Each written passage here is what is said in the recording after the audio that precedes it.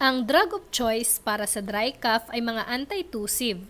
Ang antitussive ay mga gamot na nagpapababa ng cough reflex action para mapababa din ang pagdanas ng ubo.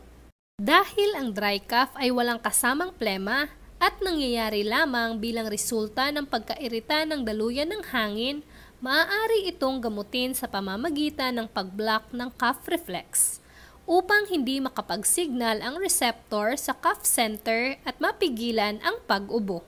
Mayroong dalawang uri ng antitussive, ang centrally acting at peripherally acting.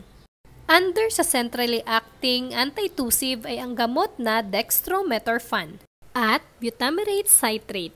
At under naman sa peripherally acting antitussive ay ang gamot na menthol at camphor.